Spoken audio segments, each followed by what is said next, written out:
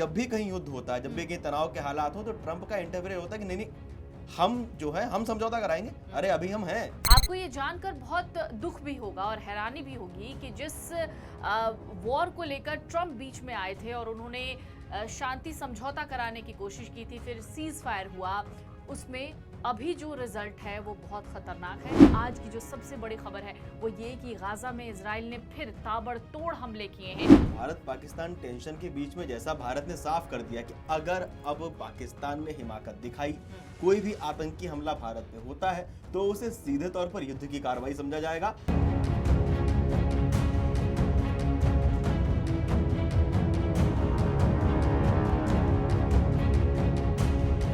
नमस्कार, मेरा नाम है मृत्युंजय और आप देख रहे हैं दूरबीन। मेरे साथ मौजूद है मेरी सहयोगी पल्लवी। चलिए पल्लवी, खबरों का सिलसिला शुरू करते हैं। पहली खबर कौन सी है दूरबीन में? बिल्कुल मृत्युंजय, चूंकि हमारे व्यूवर्स को दूरबीन का बहुत इंतजार रहता है तो आज हम दूरबीन लगाते हैं और देखते हैं कि आखिरकार इस वक्त देश दुनिया में क्या चल रहा है। लेकिन जब हम बात दुनिया भर की करते हैं तो दुनिया भर में एक खास बात का जिक्र हो जाता है। जिक्र इस बात का हो जाता है कि जो मिडिल ईस्ट में वॉर चल रहा है उसका भी क्या हाल है। आपको ये जानकर बहुत दुख भी होगा और हैरानी भी होगी कि जिस वॉर को लेकर ट्रंप बीच में आए थे और उन्होंने शांति समझौता कराने की कोशिश की थी, फिर सीज फायर हुआ, उसमें अभी जो रिजल्ट है वो बहुत खतरनाक है। जी, हम बात कर रहे हैं इस वक्त इजराइल हमास युद्ध की। आप आज की जो खबर है वो दरअसल ये है कि इजराइल ने हमास पर जिस तरीके से हमला जारी रखा है, उसी बीच एक बार फिर से इजराइल ने गाजा पर हमला किया है और इस हमले में 60 से ज़्यादा लोग मारे गए हैं। 22 बच्चे इस हमले में शामिल हैं और ये जो एयर स्ट्राइक है इजराइल की, इस वक्त इसका जिक्र पूरी दुनिया में हो रहा है। पीछे से यानी बैकएंड से इजराइल लगातार कोशिश कर रहा है कि वो जो ऑपरेशन चला रहा था वो ऑपरेशन कहीं से भी ना रुके। और आज की जो सबसे बड़ी खबर है वो ये कि गाजा में इजराइल ने फिर ताबड़तोड़ हमले किए हैं, एक एयर स्ट्राइक किया है। इजराइल और हमास के बीच चल रहा संघर्ष दिन प्रतिदिन और घातक होता जा रहा है। इस बीच इजराइल ने एक बार फिर से गाजा पर ताबड़तोड़ हवाई हमले किए, जिसमें कई लोगों की मौत हो गई। खबरों के मुताबिक मंगलवार रात और बुधवार सुबह इजराइल ने उत्तरी गाजा में ताबड़तोड़ हवाई हमले किए। इस दौरान कम से कम 22 बच्चे मारे गए। जबलिया में इंडोनेशियाई अस्पताल ने बताया कि हमलों में कुल मिलाकर 48 लोगों की मौत हुई है। हमला अमेरिका की मध्यस्थता में हमास की ओर से एक इस्राएली अमेरिकी बंधक को रिहा करने के एक दिन बाद हुआ। बड़ी बात यह भी है कि राष्ट्रपति डोनाल्ड ट्रंप इस वक्त सऊदी अरब का दौरा कर रहे हैं। मंगलवार को इस्राएली प्रधानमंत्री बेंजामिन नेतन्याहू ने कहा कि ऐसा कोई तरीका नहीं है जिससे इस्राएल गाजा में अपना युद्ध रोक सके। इससे युद्ध विराम की उम्मीदें धूमिल हो गईं। हालांकि इस्राएली सेना ने हमलों पर टिप्पणी करने से इनकार कर दिया। इस बीच हमास के बुनियादी ढांचों को निशाना बनाने के लिए कार्रवाई शुरू करने से पहले मंगलवार देर रात जबलिया के निवासियों को इलाका खाली करने की चेतावनी दी गई थी। इससे पहले मंगलवार को नेतन्याहू के कार्यालय की ओर से जारी बयानों में प्रधानमंत्री के हवाले से कहा गया कि इजरायली सेनाएं वादा किए गए बल वृद्धि से बस कुछ ही दिन दूर हैं और वो मिशन को पूरा करने के लिए बड़ी ताकत के साथ गाजा में प्रवेश करेंगे। इसका मतलब है हमास का खात्मा होकर रहेगा। अभी हाल ही में संयुक्त राष्ट्र ने इस्राएल की जमकर आलोचना की थी। संयुक्त राष्ट्र के शीर्ष मानवीय अधिकारी टॉम फ्लेचर ने मंगलवार को इस्राएल पर गाजा में फलस्तीनियों को अमानवीय हालत में जीने को मजबूर करने का आरोप लगाया। उन्होंने कहा, इस्राएल जानबूझकर और बिना शर्म के मानवीय मदद रोक रहा है, जिससे गाजा में अकाल जैसी स्थिति बन गई है। टॉम फ्लेचर ने सुरक्षा परिषद को जानकारी देते हुए कहा था, पिछले 10 हफ्तों से इस्राएल ने गाजा में किसी भी तरह की मानवीय मदद जाने से रोक दिया। उन्होंने इसे एक भयावह काम बताया। कहा, अब समय आ गया है कि संयुक्त राष्ट्र कार्रवाई करे ताकि नरसंहार रोका जा सके। उन्होंने कहा, कल्पना कीजिए कि हम अपनी अगली पीढ़ियों को क्या जवाब देंगे जब वो हमसे पूछेंगी कि हमने 21वीं सदी के इस अत्याचार को रोकने के लिए क्या किया। इजराइल के संयुक्त राष्ट्र मिशन ने टॉम फ्लेचर के बयान पर जवाब देते हुए कहा था कि वो किसी भी ऐसे मानवीय सिस्टम को स्वीकार नहीं करेंगे जो हमास जैसे आतंकी संगठन को फायदा पहुंचाए। इजराइल का कहना है हमास ने उनके नागरिकों की हत्या की और वो ऐसा कोई इंतजाम नहीं चाहते जिससे वो फिर से ताकतवर हो सकें। आपको बता दें, इससे पहले रविवार को भी इजराइल ने गाजा पर घातक हवाई हमला किया था। इस हमले में गाजा के 15 लोगों की मौत हो गई थी। मारे गए लोगों में महिलाएं और बच्चे भी शामिल हैं। मामले में नासिर अस्पताल ने जानकारी देते हुए कहा कि दक्षिणी गाजा के खान यूनिस शहर में 2 हवाई हमले में 2 बच्चे और उनके माता पिता की मौत हो गई। इसके अलावा गाजा सिटी के एक इलाके में 1 आदमी और उसके बच्चे की मौत हो गई, जबकि अन्य स्थानों पर कुल मिलाकर 7 लोग मारे गए। वहीं इस हमले को लेकर इजरायली सेना ने कहा था कि वो केवल आतंकवादियों को निशाना बनाती है और नागरिकों को नुकसान से बचने की कोशिश करती है। उनका कहना है कि हताहत होने वाले नागरिकों की मौत के लिए हमास जिम्मेदार है, क्योंकि वो नागरिक इलाकों में छुपकर रहते हैं। बीते दिनों इजराइल ने गाजा पर अपना सैन्य अभियान और तेज करने की योजना को मंजूरी दी है। इस योजना में गाजा के बड़े हिस्से पर कब्जा, लोगों को जबरन दक्षिण गाजा की ओर भेजना और सहायता वितरण पर नियंत्रण हासिल करना शामिल है। इसमें निजी सुरक्षा एजेंसियों की मदद लेने की बात भी शामिल है। इस योजना को लागू करने के लिए इजराइल हजारों रिजर्व सैनिकों को बुला रहा है। हालांकि ये योजना अमेरिका के पूर्व राष्ट्रपति डोनाल्ड ट्रंप के इस महीने के अंत में क्षेत्रीय दौरे के बाद ही लागू की जाएगी। इजराइल ने मार्च में हमास के साथ युद्ध विराम खत्म कर दिया था, जिसके बाद गाजा में मदद पहुंचाना भी रोक दिया गया। इससे वहां खाने पीने और ईंधन की भारी किल्लत हो गई। ये 19 महीने के युद्ध का अब तक का सबसे गंभीर मानवीय संकट है। गाजा में युद्ध तब शुरू हुआ जब हमास के नेतृत्व वाले चरमपंथियों ने 2023 में दक्षिणी इजराइल पर मिसाइलों की बारिश कर दी थी। लड़ाकों ने इजराइल में घुसपैठ करके 1200 लोगों को मार डाला। गाजा के स्वास्थ्य मंत्रालय के मुताबिक इजराइल के जवाबी हमले में 52,800 से ज्यादा फलस्तीनी मारे गए, जिनमें से कई महिलाएं और बच्चे हैं। इजराइल के हमले ने गाजा के शहरी परिदृश्य के बड़े हिस्से को नष्ट कर दिया है और 90% आबादी को विस्थापित कर दिया है। जहां तक हमने बात तो कर ली कि इजराइल और गाजा के बीच जो संघर्ष चल रहा है, जो युद्ध चल रहा है, उसके हालात कैसे हैं। इजराइल ने जब अटैक किया 60 से ज्यादा लोगों की जान चली गई, उसकी रिपोर्ट आपने देख ली है, लेकिन वहां भूखमरी जैसे हालात पैदा हो गए हैं। एक बार ये रिपोर्ट भी देख लीजिए।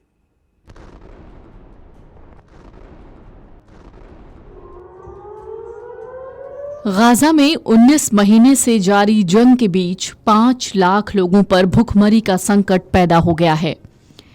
इजराइल ने मार्च 2025 में गाजा के अंदर फूड और फ्यूल सप्लाई रोकने का फैसला किया था। इजरायली सरकार ने दावा किया था कि इससे हमास कमजोर होगा। कुछ रिपोर्ट्स दावा करती हैं गाजा के हालात पर 12 मई को संयुक्त राष्ट्र ने एक रिपोर्ट पेश की थी। इसके मुताबिक अगर इजराइल पाबंदियां नहीं हटाता तो गाजा में हर 5 में से 1 व्यक्ति भूखमरी की चपेट में आ सकता है। साथ ही 21 लाख लोगों को अकाल का सामना भी करना पड़ सकता है। अक्टूबर 2023 में शुरू हुए इजराइल हमास संघर्ष में अब तक 61,000 से ज्यादा लोग मारे जा चुके हैं। गाजा के हालात की तस्वीरें बहुत सहमा देती हैं। यूएन की वर्ल्ड फूड प्रोग्राम का कहना है कि उनके पास खाने का स्टॉक खत्म हो गया है। ज्यादातर बेकरियां और दान से चलने वाले किचन बंद हो गए हैं। गाजा के लिए यूएन के वर्ल्ड फूड प्रोग्राम WFP के डायरेक्टर एंटनी रेनार्ड के मुताबिक इस इलाके की आबादी को खिलाने के लिए जरूरी भोजन इजराइल, मिस्र और जॉर्डन के गोदामों में पड़े हैं। ये गोदाम गाजा से महज 40 किलोमीटर दूर हैं। गाजा में WFP के गोदाम खाली हैं और एजेंसियां अब 10 लाख लोगों को भोजन मुहैया कराने की बजाय सिर्फ और सिर्फ 2 लाख लोगों का भोजन ही बना पा रही हैं। यूएन और यूरोपीय देशों ने इजराइल से गाजा पट्टी में भुखमरी और अकाल की स्थितियों से निपटने के लिए गाजा को खाना पहुंचाने पर लगी रोक को जल्द खत्म करने की मांग की है। अगर इजराइल ने सैन्य कार्रवाई बढ़ाई तो ज्यादातर लोगों को खाना, पानी, आश्रय और दवाइयां नहीं मिलेंगी। इजराइल के प्रधानमंत्री बेंजामिन नेतन्याहू ने 13 मई को एक बयान में कहा कि वो हमास को खत्म करने के लिए जंग जारी रखेंगे। दूसरी तरफ अमेरिकी राष्ट्रपति डोनाल्ड ट्रंप ने गाजा में खाना पहुंचाने के लिए एक नई योजना का सुझाव दिया था, जिसमें निजी संगठन यानी प्राइवेट ऑर्गेनाइजेशन कुछ चुनिंदा जगहों पर खाना बांटेंगे। इजराइल ने 13 मई को गाजा के अस्पताल पर हवाई हमला किया। इजरायली विमानों ने खान यूनुस के यूरोपीय अस्पताल पर एक साथ 6 बम गिराए। इस हमले में 28 लोग मारे गए, कई अन्य घायल हो गए। हमले को लेकर इजरायली सैन्य बलों ने कहा कि उन्होंने हमास आतंकवादियों के कमांड और कंट्रोल सेंटर पर सटीक हमला किया, जो उनके अनुसार अस्पताल के नीचे बना था। हमास की आलोचना करते हुए ट्रंप ने कहा था कि गाजा में फिलिस्तीनी जीवन में सुधार तब तक नहीं हो सकता जब तक उनके नेता राजनीतिक उद्देश्यों के लिए निर्दोष लोगों को निशाना बनाना जारी रखेंगे। हमास इजराइल के बीच संघर्ष का सिलसिला साल 1948 से जारी है। इसने भीषण रूप से 7 अक्टूबर 2023 को और भयानक रूप ले लिया, जब हमास ने इजराइल पर हमला किया, जिसमें 815 नागरिकों सहित 1195 इजरायली और विदेशी नागरिक मारे गए।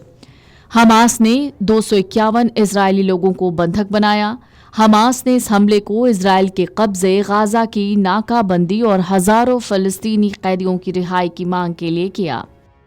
इजराइल ने जवाब में गाजा पर बमबारी शुरू की और 27 अक्टूबर 2023 को जमीनी हमला शुरू किया।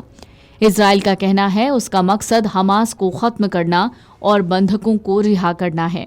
इस युद्ध में 61,000 से ज्यादा फिलिस्तीनी मारे गए, जिनमें ज्यादातर महिलाएं और बच्चे थे। इजराइल में 1200 से ज्यादा लोग मारे गए। गाजा में 80% लोग विस्थापित हो चुके हैं। अधिकांश बुनियादी ढांचा नष्ट हो चुका है। तो अब हमने बात इजराइल की कर ली और हमने आपको ये तस्वीरें दिखा दी कि किस तरीके से इस वक्त भी इजराइल हमास के बीच का जो युद्ध है, उसके बीच में जिस तरीके से गाजा कब्रिस्तान बना हुआ है, वो स्थितियां देखने से ऐसा लगता है कि क्या ये युद्ध कभी खत्म होगा। लेकिन इन सब के बीच में एक बड़ी खबर मृत्युंजय के पास भी है। मृत्युंजय, जब हम दुनिया की बात करते हैं ना, तो ट्रंप का नाम तो अपने आप आ ही जाता है। अब्राहम समझौता, ट्रंप अब्राहम समझौते के बारे में जानते हैं, उसकी हिस्ट्री क्या है और क्या अपडेट आया है अब्राहम समझौते पर। ये अब्राहम समझौता है, इसके कुछ जो मुख्य बिंदु हैं वो ये हैं: इजराइल और अरब देशों के बीच राजनयिक और आर्थिक संबंध स्थापित करना। इन्हीं दोनों के बीच जो अभी अपडेट आया है, अरब देशों और इजराइल जो यहूदी मुल्क है। और ट्रंप ने जो यहाँ पे इंटरफेयर करना शुरू किया, जैसे आपने देखा होगा, ट्रंप जब भी कहीं युद्ध होता है, जब भी कहीं तनाव के हालात हो, तो ट्रंप का इंटरफेयर होता है कि नहीं हम जो है हम समझौता कराएंगे। अरे अभी हम हैं, वो है ना, वो अभी हम जिंदा हैं, जिल्ले इलाही। तो वो वाली चीज है। जैसे भारत पाकिस्तान के तनाव में भी आपने देखा, हमेशा बिना बात की क्रेडिट। इजराइल और हमास के तनाव में भी देखा, रशिया और यूक्रेन के तनाव में भी देखा। तो वहां भी ऐसी चीज है। इससे पहले हम आगे बढ़े, अपने दर्शकों को एक रिपोर्ट दिखा देते हैं। आप लोग ये रिपोर्ट जरूर देख लीजिए। इजराइल और अरब देशों के रिश्तों में दशकों बाद एक नई कूटनीतिक करवट देखने को मिल रही है। अब्राहम समझौते के जरिए संयुक्त अरब अमीरात, यूएई, बहरीन, मोरक्को और सूडान जैसे अरब मुल्क पहले ही इजराइल के संबंध सामान्य हो चुके हैं। अब संकेत हैं कि सऊदी अरब भी धीरे धीरे उसी दिशा में बढ़ रहा है। इसकी पुष्टि अमेरिकी राष्ट्रपति डोनाल्ड ट्रंप ने की है।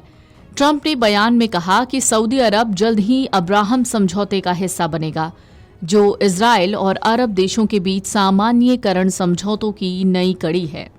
तब आप मुझे सम्मानित करोगे। रॉयटर्स के मुताबिक ट्रंप ने रियाद में एक निवेश मंच पर कहा, यह मध्य पूर्व के लिए खास दिन होगा जब सऊदी अरब हमारे साथ जुड़ जाएगा और आप मुझे और उन सभी लोगों को बहुत सम्मानित करेंगे जिन्होंने मध्य पूर्व के लिए इतनी कठिन लड़ाई लड़ी है। उन्होंने कहा ये उनकी दिल से इच्छा है कि सऊदी अरब जल्द ही इजराइल के साथ अपना सामान्यीकरण समझौता साइन करे। हालांकि ये सऊदी अरब पर निर्भर है कि वो इसे कब और कैसे करता है। ट्रंप ने ये भी जोड़ा कि लेकिन आप इसे अपने समय पर करेंगे। अब जिस अब्राहम समझौते का जिक्र हो रहा है वो क्या है, चलिए जानते हैं। अब्राहम समझौता एक शांति समझौता है जिसका उद्देश्य इजराइल और अरब देशों के बीच कूटनीतिक संबंध स्थापित करना है। 2020 में हस्ताक्षरित ये समझौता दशकों से चली आ रही दुश्मनी को खत्म कर व्यापार, सुरक्षा और नवाचार जैसे क्षेत्रों में सहयोग को बढ़ावा देने का अवसर प्रदान करता है। इस समझौते के तहत पहले संयुक्त अरब अमीरात और बहरीन ने इजराइल को मान्यता दी। इसके बाद सूडान और मोरक्को ने भी इस प्रक्रिया में कदम रखा। इस समझौते का नाम अब्राहम रखा गया है, जो यहूदी धर्म, ईसाई धर्म और इस्लाम के साझा धर्म गुरु अब्राहम से प्रेरित है और इसका उद्देश्य इन तीनों धर्मों के देशों के बीच संवाद और सहयोग बढ़ाना है। जहां यूएई और बहरीन पहले ही व्यापारिक समझौतों, संयुक्त रक्षा परियोजनाओं और पर्यटन के क्षेत्र में इजराइल के साथ कदम बढ़ा चुके हैं, वहीं सऊदी अरब अब तक इस समझौते से दूर रहा। हालांकि सऊदी अरब ने अब तक औपचारिक रूप से इजराइल को मान्यता नहीं दी है, लेकिन अब्राहम समझौते के प्रति उसकी बढ़ती सहमति इसे कूटनीतिक संबंधों के लिए एक नया मार्ग बना सकती है। विशेषज्ञ कहते हैं सऊदी अरब का इजराइल को मान्यता देना सिर्फ समय की बात है, खासकर जब ईरान के बढ़ते प्रभाव और आर्थिक साझेदारी पर जोर दिया जा रहा है। दरअसल इजराइल और अरब देशों के बीच अब्राहम समझौते के तहत बढ़ते संबंधों के बीच सऊदी अरब की भागीदारी के संकेत मिल रहे हैं, जिससे मध्य पूर्व की राजनीति में बड़ा बदलाव संभव है। अगर सऊदी अरब इस समझौते में शामिल होता है तो ये न सिर्फ मध्य पूर्व की राजनीति में बड़ा बदलाव होगा, बल्कि ये इजराइल अरब संबंधों के लिए एक नया युग शुरू कर सकता है, जिसमें सहयोग, स्थिरता और विकास को प्राथमिकता दी जाएगी। भारत का जो एयर डिफेंस सिस्टम था, पूरी दुनिया में इसमें भारत के एयर डिफेंस सिस्टम की एक धाक हो गई, एक शाख हो गई है कि हाँ, भारत के पास एक ऐसा एयर डिफेंस सिस्टम है जो पूरी दुनिया जानती है उसे कि अब भारत पे अटैक करना इतना आसान नहीं, क्योंकि ये वार जो था भारत और पाकिस्तान के बीच जो संघर्ष था, ये सिर्फ और सिर्फ मिसाइलों का नहीं था, ये तकनीकी रूप से भी था, एयर डिफेंस का भी था। पाकिस्तान ने तमाम ड्रोन्स छोड़े, लेकिन हमारे एयर डिफेंस सिस्टम ने उसको ध्वस्त कर दिया। इसकी शुरुआत कहां से हुई? एयर डिफेंस सिस्टम जो भारत की कमजोरी हुआ करती थी, वो ताकत में कैसे बदल गई? ये बड़ा महत्वपूर्ण सवाल है। और इस एयर डिफेंस सिस्टम का अब भविष्य क्या है? भारत ने जो तकनीकी रूप से खुद को विकसित किया है, कभी जो कमजोरी थी आज ताकत है, और आने वाले समय में और कितनी बड़ी ताकत हो सकती है दुनिया के सामने, आप लोग एक बार ये रिपोर्ट भी देख लीजिए। उससे पहले हम आपको दिखा दें कि कुछ जो पॉइंट्स है, ये multi layered air defence system, जिसमें आपको क्या है, भारतीय वायुसेना एकीकृत हवाई कमान और नियंत्रण प्रणाली IACCS का निर्माण भारत की सार्वजनिक क्षेत्र की एरोस्पेस और defence electronics company Bharat electronics limited ने किया था। आपको ध्यान होगा जब प्रधानमंत्री नरेंद्र मोदी ने अपना भाषण दिया था, उसमें कहा था कि इसमें हमें मेड इन इंडिया की भी ताकत दिखाई दी है। तो वो ये मेड इन इंडिया की ताकत है। पाकिस्तान उल्टा मेड इन चाइना ड्रोन का इस्तेमाल बिल्कुल कर रहा था। और ये प्रणाली हवाई रक्षा के लिए सभी उपकरणों, हथियारों, सैन्य नागरिक, रडारों, सेंसर्स और संचार माध्यमों यानी कम्युनिकेशन मीडियम्स को वायुसेना की अलग अलग कमानों और कंट्रोल सेंटर्स से जोड़ता है। ये है भारत की ताकत, भारत कितना डेवलप हो चुका है। अब आप लोग ये रिपोर्ट देख लीजिए। भारत के ऑपरेशन सिंदूर से बौखलाए पाकिस्तान ने 7 मई से लेकर 10 मई के बीच जब जब LOC के पार हमला करने की कोशिश की, तब तब भारत की हवाई रक्षा प्रणाली ने उसके वारों को न सिर्फ नाकाम किया, बल्कि उसके हथियारों को भी तबाह कर दिया। भारत के एयर डिफेंस सिस्टम के दुश्मन को मुंह तोड़ जवाब देने की यह क्षमता पूरी दुनिया में चर्चा का विषय बनी है, और इसकी तुलना अमेरिका और इजराइल जैसे देशों के एयर डिफेंस सिस्टम से होने लगी है। ऐसे में यह जानना अहम है कि आखिर भारत को दुश्मन के लगभग हर वार से बचाने वाला इस एयर डिफेंस सिस्टम का निर्माण कैसे हुआ। ये प्रणाली कौन कौन से हथियार उपकरणों के जरिए खुद को अभेद्य बनाती है। भारत की वायुसेना और सेना की हवाई रक्षा प्रणाली सम्मिलित तौर पर कैसे काम करती है, साथ ही इसका भविष्य आखिर क्या है, आइए जानते हैं इस वीडियो में। सबसे पहले जान लेते हैं कि आखिर अचानक चर्चा में क्यों आया है भारत का हवाई रक्षा शील्ड। ऑपरेशन सिंदूर पर मीडिया ब्रीफिंग के दौरान भारतीय सेना के अफसरों ने पीछे लगी स्क्रीन पर भारत के इंटीग्रेटेड एयर कमांड और कंट्रोल सिस्टम की झलक दिखाई। DGMO की प्रेस कॉन्फ्रेंस के दौरान अधिकारियों ने कहा कि भारत की हवाई रक्षा प्रणाली इस तरह की है कि अगर दुश्मन किसी एक परत से बच भी जाता है तो अगली परत उसे छोड़ती नहीं है। इसके बाद मंगलवार को प्रधानमंत्री नरेंद्र मोदी पंजाब स्थित आदमपुर बेस पहुंचे, जहां उनके पीछे S-400 एयर डिफेंस सिस्टम को बिल्कुल ठीक स्थिति में दिखाया गया। यह पाकिस्तान के उन दावों को जुटलाने का सबूत बना जिसमें दुश्मन सेना ने कहा था कि उसने भारत के आदमपुर बेस को नुकसान पहुंचाया और वहां S-400 बैटरी को तबाह कर दिया। इसके बाद से ही दुनिया भर में भारत की IACCS की चर्चा पूरी दुनिया में होने लगी है। चलिए अब जानते हैं कि भारत में कैसे शुरू हुई एकीकृत रक्षा ग्रिड बनाने की तैयारी। 1999 भारत में इस तरह की रक्षा ग्रिड बनाने की तैयारी 1999 के कारगिल संघर्ष के बाद हुई थी। दरअसल इस दौरान ये साफ हो चुका था कि भारत को एक केंद्रीकृत और तकनीकी तौर पर बेहतर व्यवस्था की जरूरत है, जो अपने हवाई क्षेत्र और जमीनी क्षेत्र के अभियानों के बीच बेहतर समन्वय स्थापित कर सके।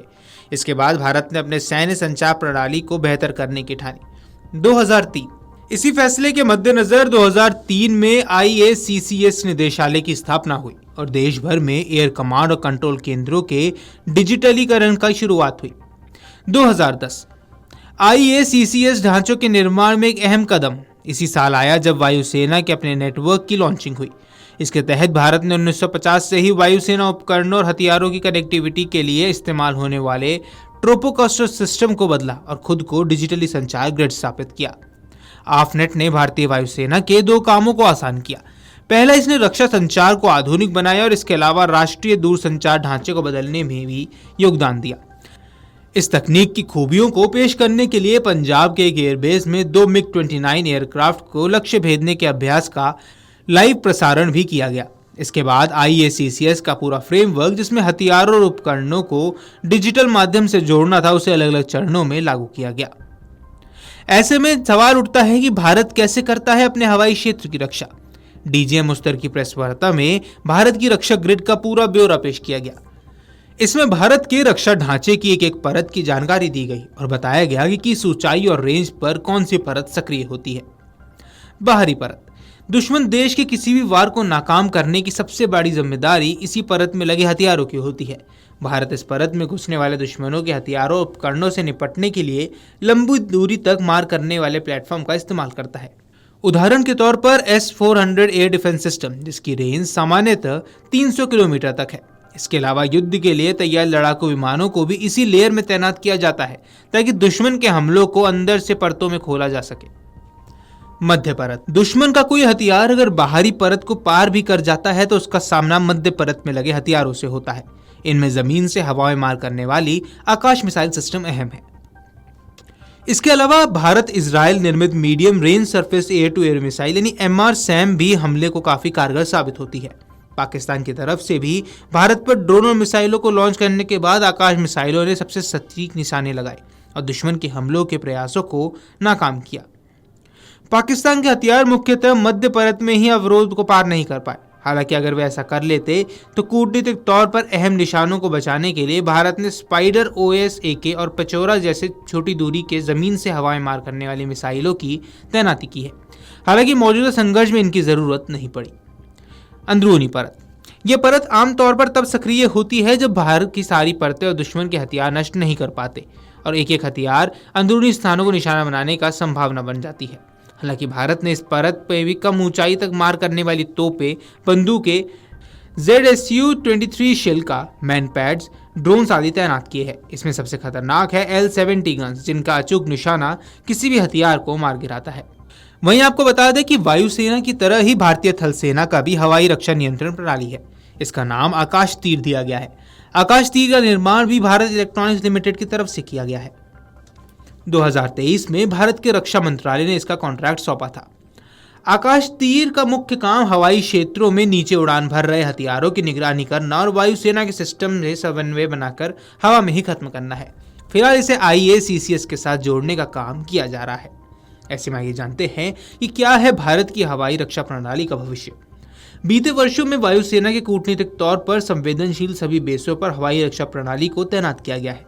इसके लिए रेडार से लेकर जमीन से हवा में मार करने वाली मिसाइल भी शामिल है। ये सभी IACCS नेटवर्क का हिस्सा है। भारत ने अपनी सेनाओं में सभी तीनों अंगों के हवाई रक्षा से जुड़े हथियारों को IACCS के अंतर्गत लाने की भी तैयारी की है। इसमें एकीकृत कमांड बनाने में मदद मिलेगी जो किसी भी दुश्मन के हमले का जवाब एक बार में देने में सक्षम है। वीडियो डेस्क अमरउजाला.com। अब आप लोगों को क्या लगता है भारत पाकिस्तान के तनाव पर ये तमाम खबरें जो आप लोगों ने देखी, जानी, समझी, इन पर आपको क्या कहना है? ट्रंप पे आपको क्या कहना है? हमें कमेंट करके जरूर बताइएगा। और आप लोगों को क्या लगता है, कोई ऐसा बिंदु, कोई ऐसी खबर जो आप लोग चाहते हो कि दूरबीन में मैं और पल्लवी डिस्कस करें, आप तक पहुंचाएं, हमें कमेंट बॉक्स में जरूर बताइएगा। और देश और दुनिया की तमाम बड़ी खबरें जानने, देखने, समझने के लिए लगा लीजिए दूरबीन। बिल्कुल दूरबीन लगा लीजिए और देखते रहिए अमर उजाला। अगर आप ये वीडियो YouTube पर देख रहे हैं तो हमारे चैनल को सब्सक्राइब कर बेल आइकन दबाएं और Facebook पर देख रहे हैं तो हमारे पेज को लाइक करें।